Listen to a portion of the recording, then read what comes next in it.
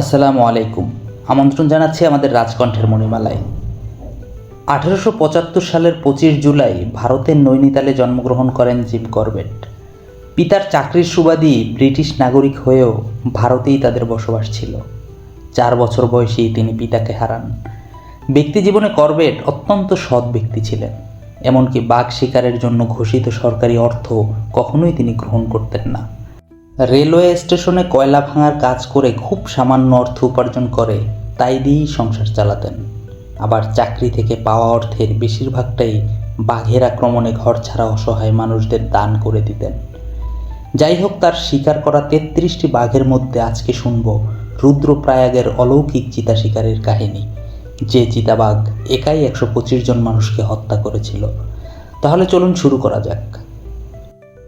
নৈনিতালে একদিন জিম করবেটের সাথে দেখা হয় আসাম প্রদেশের গভর্নর মাইকেল কিনের সাথে। সে জানায় যে জিম করবেটকে আগামীকালই রুদ্রপ্রয়াগে যেতে হবে। একটি বাঘ নাকি সেখানে গত 8 বছর ধরে তাণ্ডব চালিয়ে যাচ্ছে। একটি বাঘের পক্ষে মানুষ মারা স্বাভাবিক হলেও একটি চিতাবাঘের পক্ষে মানুষ মারা বেশ বিরল ঘটনা। স্বভাবে চিতারা একটু ভীতু প্রকৃতির, মানুষ দেখলেই ভয়ে দৌড়ে পালায়।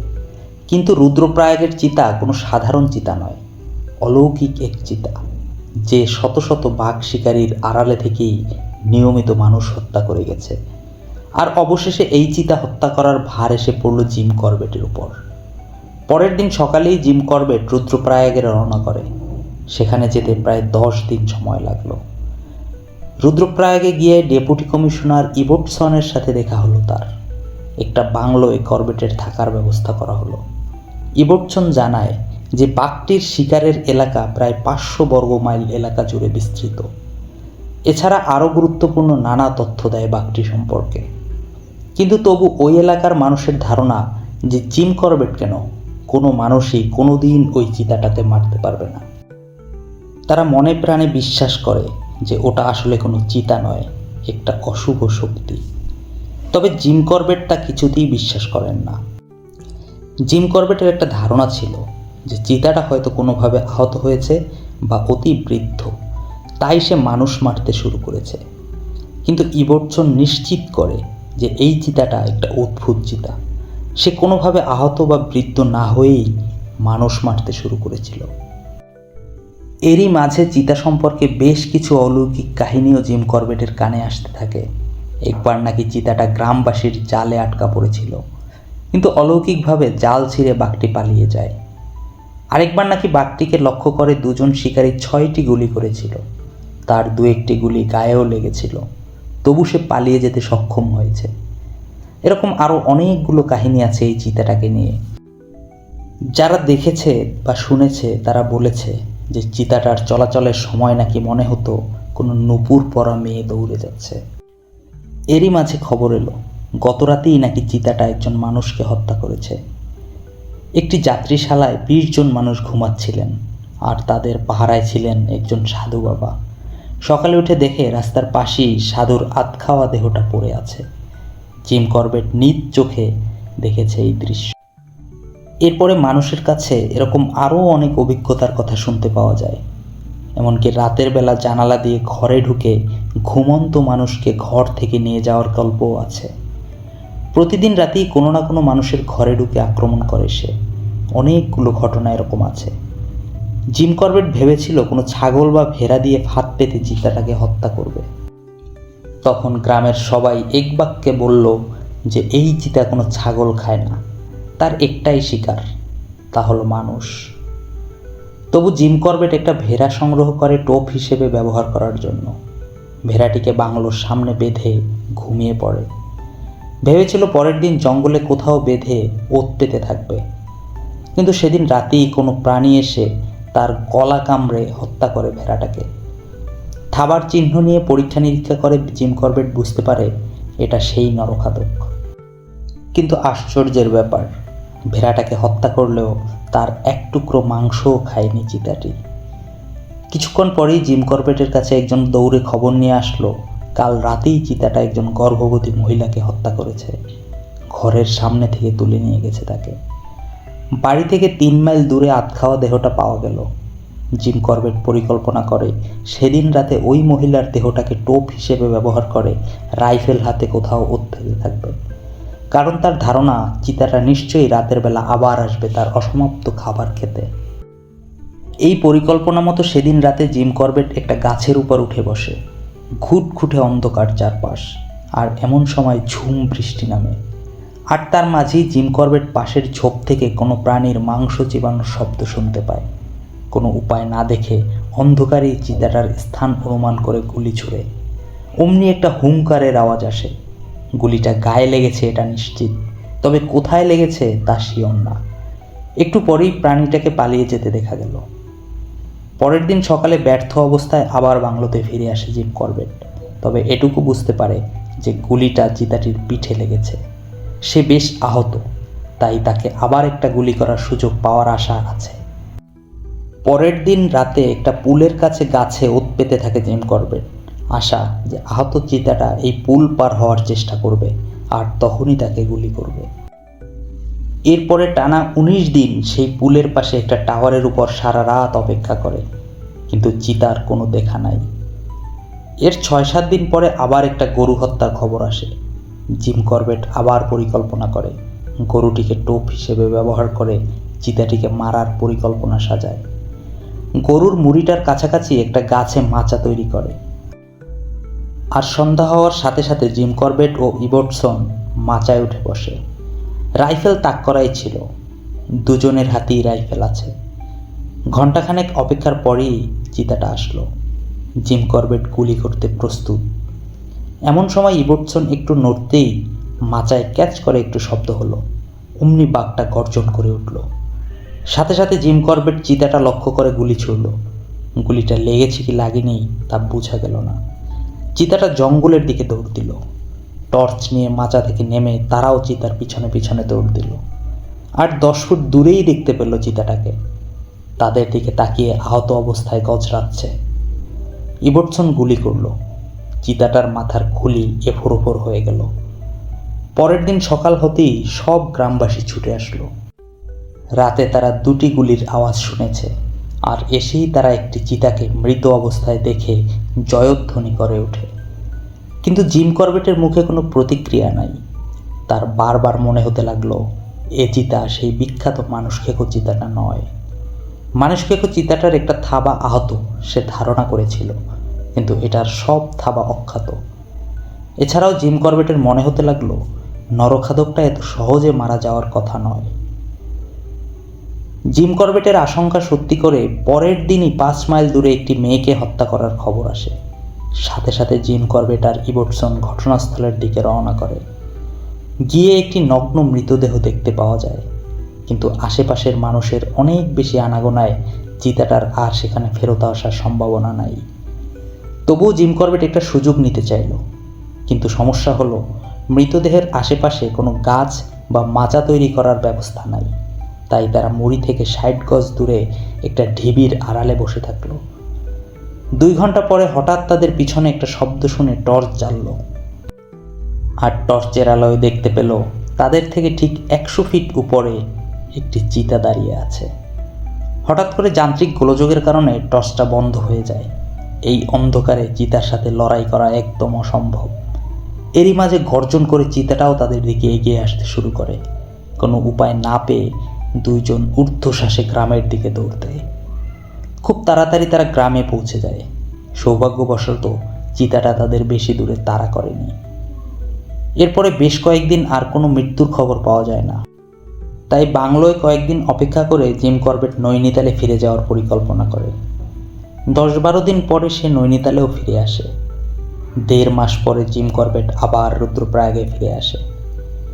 এরই কিছুদিন পরে একটা এলাকায় চিতাটার অস্তিত্ব আবার টের পাওয়া যায়। জিম করবেট আর ইবটসন আবার একটা ছাগলকে টোপ হিসেবে ব্যবহার করার পরিকল্পনা করে। আর পরিকল্পনা মতো একটা ছাগল নিয়ে গাছের সাথে বেঁধে তার পাথরের পিছনে লুকিয়ে থাকে। রাত বাড়তে থাকে, আর কিছুক্ষণের মধ্যেই চিতাটা আসার টের পাওয়া গেল। তারা গুলি করতে প্রস্তুত। এমন সময় হঠাৎ চিতাটা উধাও হয়ে যায়। তারা বুঝতে পারলো চিতাটা হয়তো তাদের দেখতে পেয়ে পালিয়ে গেছে। তাই তারা সেদিনের মতো গ্রামে ফিরে যাওয়ার পরিকল্পনা করে। তবু তারা আশপাশটা একটু টর্চ জেলে ভালো করে দেখতে চাইছিল। দেখতে দেখতেই তারা ছাগলটা থেকে একটু দূরে সরে যায়, আর তখনই ছাগলটার করুণ চিৎকার শুনতে পায়। দৌড়ে এসে দেখে ছাগলটাকে হত্যা করে ইতোমধ্যেই চিতাটা পালিয়ে গেছে। চিতাটা যেন তাদের সাথে উপহাস করছে, তাদের সব গতিবিধি সে জানে। পরের দিন আরও একজন মানুষকে হত্যার খবর পাওয়া যায়। বাড়ি থেকে তুলে নিয়ে হত্যা করে অল্প কিছু মাংস খেয়ে মৃতদেহটা একটা ঝোপের ভিতরে লুকিয়ে রেখে গেছে। তাই বাঘটার আবার ফিরে আসার সম্ভাবনা থেকে এবার জিম করবেটের পরিকল্পনাটা একটু ভিন্ন। সে একটি মোরগের ভিতরে সায়োনাইড ক্যাপসুল ঢুকিয়ে এবং সেটা মৃতদেহের ভিতরে রাখলো। চিতাটা যদি এই সায়োনাইড মেশানো মাংস খায় তবে তার মৃত্যু নিশ্চিত। এরপরে জিম করবেট পাশে একটা গাছে লুকিয়ে থাকলো আর মনে মনে ভাবলো, আজ আর চিতাটা আর বাঁচার কোনো সম্ভাবনা নাই। চাঁদের আলোয় আশেপাশের সব কিছু দেখা যাচ্ছে। এর কিছুক্ষণ পরেই মাংস চিবানোর শব্দ শোনা গেল। প্রায় 2 ঘন্টা ধরে চিতাটা খেলো। জিম করবেট চুপ করে বসে অপেক্ষা করতে লাগলো। প্রায় 2 ঘন্টা পরে খাওয়া শেষ করে চিতাটা চলে গেল। জিম করবেট নিচে নেমে দেখলো বেশ কিছুটা মাংস খেয়েছে আর গোটা আষ্টেক সায়োনাইডও খেয়েছে। জিম করবেট শিওর হওয়ার জন্য চিতাটার পিছু পিছু যায়। কিছু দূর গিয়ে চিতাটার বমি করা দেখতে পায়। জিম করবেট এবার শিওর যে চিতাটা মরবেই, তাই সে নিশ্চিন্তে বাড়ি ফিরে যায়। কিন্তু 7-8 দিন পর আবার খবর আসে, 20 মাইল দূরে একটা গ্রামে মানুষ খেকোটা আবার একজন মহিলাকে হত্যা করেছে। জিম করবেট আর দেরি না করে সেই গ্রামের দিকে রওনা করে। পরে জিম করবেট জানতে পারে যে সায়োনাইড বিষ ওভারডোজ হলে প্রাণী মারা যায় না। যাই হোক, জিম করবেট ঘটনাস্থলে পৌঁছায়। জানতে পারে যে রাতের বেলা বাইরে একটা কাজে বের হলে পিছন থেকে মহিলার উপর আক্রমণ করে বাঘটা। এরপরে রক্তের দাগ ধরে জিম করবেট বাড়ি থেকে বেশ কিছু দূরে মহিলার মৃতদেহটা খুঁজে পায়। আবার সেই একই পরিকল্পনা, মুড়িটাকে টোপ হিসেবে ব্যবহার করে আজকে আবার চিতাটাকে হত্যা করার চেষ্টা করবে। কাছাকাছি একটা গাছে মাচা বাঁধা হলো আর মৃতদেহটার পাশেই একটা জাতিকল পাতা হলো, যাতে গুলি থেকে বাঁচলেও অন্তত জাতিকলে আটকা পড়ে।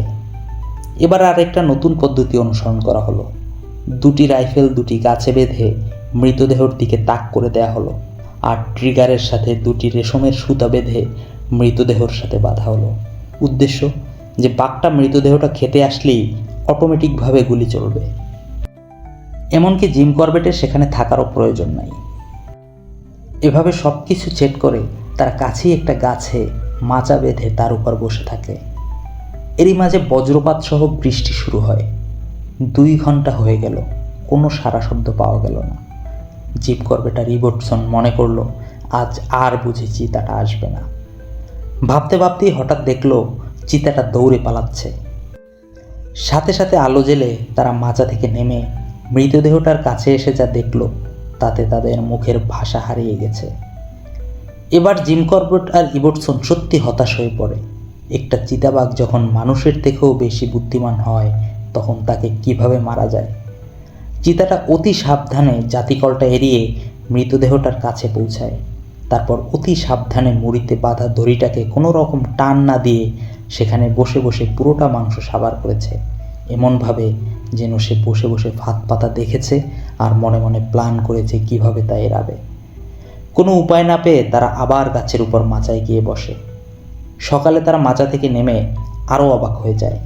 মাচার নিচে গাছের গোড়ায় তাজা পায়ের ছাপ, অর্থাৎ শেষ রাতে চিতাটা আবার ফিরে এসেছিল, হয়তো জিম করবেটকে আক্রমণ করতে। কিন্তু মাচাটা অনেক বেশি উঁচুতে বলে সম্ভব হয়নি, বা হয়তো জিম করবেটকে সতর্ক করতে যে আমার রাস্তা থেকে সরে যাও, না হলে তোমার পরিণতিও ওদের মতো হবে। জিম করবেট আর ইবটসন ভেবে পায় না এমন একটা চিতাকে কিভাবে পরাস্ত করবে। চিতাটা যে শুধু মানুষ মারত তা নয়, মাঝে মাঝে উদ্দেশ্যহীনভাবে ছাগল বা গরু হত্যা করত, যেন সে মানুষের উপরে কোনো কিছুর প্রতিশোধ নিচ্ছে। এর পরের দিন ইবটসন একরকম হতাশ হয়েই রুদ্রপ্রয়াগ থেকে চলে যায়। তার ধারণা এই চিতাটাকে মারা কোনোদিনও সম্ভব হবে না। পরের দিন একটা কাহিনী শোনা গেল। একটা ঘরে 10 বছর বয়সী একটা ছেলেকে নিয়ে তার মা ঘুমিয়েছিল।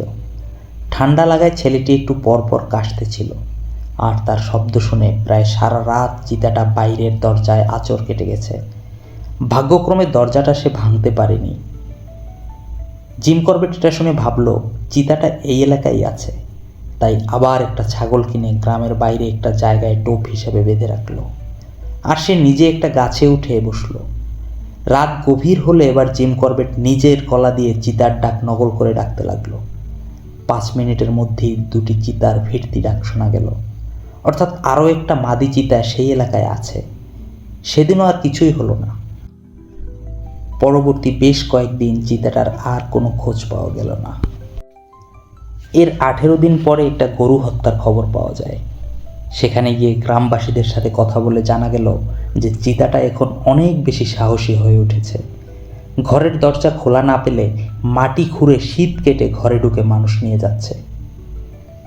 এর 4-5 দিন পরে 2জন অপরিচিত যুবক খবর আনলো যে গত রাতে সেখান থেকে 18 মাইল দূরে একটা ছেলেকে খুন করেছে।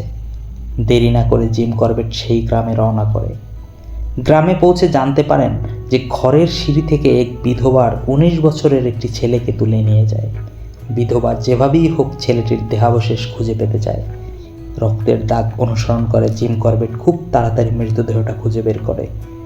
বাড়ির কাছাকাছি একটা ঝোপের আড়ালে আধ খাওয়া দেহটা লুকিয়ে রেখে গেছে। বাকি মাংস খেতে নিশ্চয়ই সে আবার আসবে। জিম করবেট আবার রাতে লুকিয়ে থাকার পরিকল্পনা করে, কিন্তু এবার সমস্যা হলো মুড়ির কাছাকাছি কোনো গাছ নাই যার উপর সে মাচা বাঁধতে পারে। তাই উপায়ান্তর না দেখে সেদিন রাতে রাইফেল হাতে মাটির উপরেই বসে থাকার সিদ্ধান্ত নিলেন। এত খোলামেলা জায়গায় এই সিদ্ধান্ত একরকম আত্মহত্যার সামিল, তবু জিম করবেট সুযোগটা মিস করতে চায় না। মাটির উপর উপুর হয়ে শুয়ে রাইফেল হাতে অপেক্ষা করতে লাগলেন।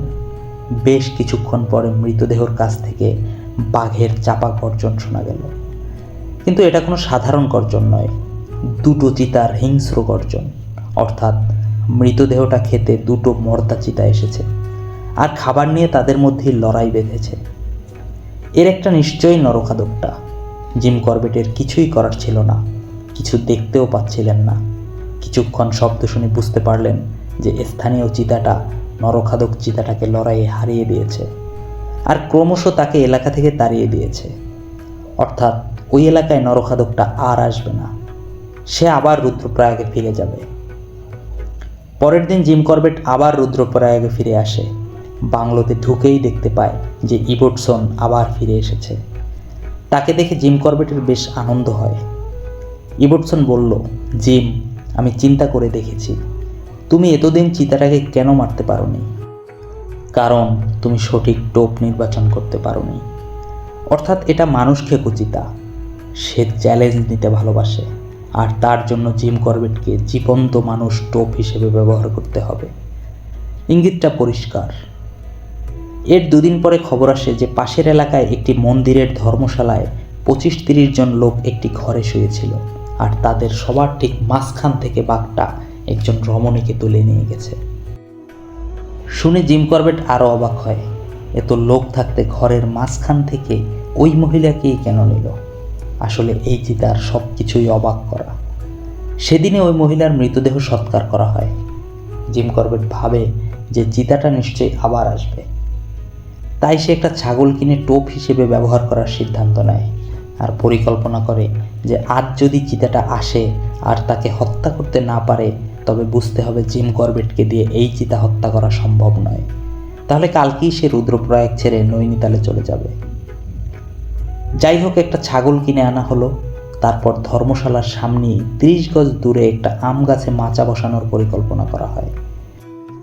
সন্ধ্যা হওয়ার সাথে সাথেই অমাবস্যার গাঢ় অন্ধকারে ছেয়ে গেল চারপাশ। জিম করবেট রাইফেল আর টর্চ নিয়ে মাচার উপরে উঠে বসে। ছাগলটা সামনের একটা গাছের সাথে বাঁধা। মাথায় নানা চিন্তা। গত 1.5 বছর ধরে এই চিতাটাকে মারার চেষ্টা করছে সে। অনেক সুযোগ পেলেও প্রত্যেকবার অলৌকিকভাবে চিতাটা বেঁচে গেছে। এসব ভাবতে ভাবতেই এক বৃদ্ধ লণ্ঠন হাতে ধর্মশালার দরজা খুলে বাইরে বেরিয়ে আসলো। হয়তো টয়লেটে যাবে। লোকটি খুব অল্প সময়ে কাজ সেরে আবার ধর্মশালার দিকে ফিরে যেতে শুরু করে। তখনই পাশ থেকে একটা কুকুর উত্তেজিতভাবে ডাকতে শুরু করে। জিম করবেট বুঝে ফেলে যে চিতাটা এতক্ষণ এখানেই কোথাও লুকিয়ে সুযোগের অপেক্ষা করতেছিল। কিন্তু মাচার নিচে বাঁধা ছাগলটার প্রতি তার কোনো লোভ নাই। তার টার্গেট একটাই, মানুষ। ইবোটসন ঠিকই বলেছিল, তাকে সঠিক টোপ দেয়া হচ্ছে না। তার টোপ একটাই, তা হলো জীবন্ত মানুষ। কুকুরের চেঁচামেচিতে বৃদ্ধ লোকটি ভয় পেয়ে ধর্মশালার দিকে দৌড় দেয়। রাইফেল হাতে জিম করবেটও প্রস্তুত। হঠাৎ দেখতে পায় ধর্মশালার উত্তর দিকের ঝোপ থেকে বেরিয়ে আসলো নরখাদকটা। সেই অলৌকিক নরখাদক যে এক এক করে 125 জন মানুষকে হত্যা করেছে। বৃদ্ধ লোকটা দৌড়াচ্ছে, আর তখনই চিতাটা লক্ষ্য করে রাইফেল তাক করে টর্চ জ্বালে জিম করবেট। অমনি চিতাটা দিক পরিবর্তন করে জিম করবেটের দিকে ছুটে আসতে থাকে। বৃদ্ধ দৌড়াচ্ছে, সাথে সাথে গুলি করলো জিম করবেট। গুলিটা সোজা গিয়ে চিতাটার পিঠে লাগলো। জিম করবেট বুঝলো গুলিটা যেভাবে লেগেছে তাতে এবার আর কোনো অলৌকিকতা তাকে বাঁচাতে পারবে না। ইতোমধ্যে বৃদ্ধ ঘরে ঢুকে দরজা বন্ধ করে দিয়েছে। চারপাশ শুনশান। রাতে আর জিম করবেট মাচা থেকে নিচে নামার সাহস করল না। সকালে আলো ফুটতেই মাচা থেকে নেমে এলো। দেখলো যেখানে বাঘটা গুলি খেয়েছে সেখানে জমাট রক্ত, আর রক্তের চিহ্ন উপত্যকার ঢালের দিকে নেমে গেছে। তবে এই রক্তের দাগ কোনো মানুষের নয়। কিছু দূর এগিয়েই দেখতে পেল একটা বড় পাথরের পাশে মুখ গুজে মরে পড়ে আছে নরখাদকটা। অবশেষে ওর অলৌকিক যাত্রা শেষ হলো, সমাপ্ত হলো এক রূপকথায়। গ্রামবাসী দৌড়ে এসে উল্লাস শুরু করেছে। ইবোটসন দৌড়ে এসে করবেটকে জড়িয়ে ধরে, কেঁদে ফেলে সে। 1926 সালের 2 মে জিম করবেটের হাতে নিহত হয় রুদ্রপ্রয়াগের অলৌকিক নরখাদক চিতা। 7.5 ফুট লম্বা এক চিতা। এর পরের দিন সেখান থেকে বিদায় নিয়ে নৈনিতালে ফিরে যায় জিম করবেট। আমাদের আজকের গল্পটি এখানেই শেষ হলো। কেমন লাগলো কমেন্টে জানাতে ভুলবেন না। আর পরবর্তী কাহিনী সংক্ষেপের জন্য আমাদের চ্যানেলটি সাবস্ক্রাইব করে আমাদের সাথে থাকুন। ধন্যবাদ সবাইকে।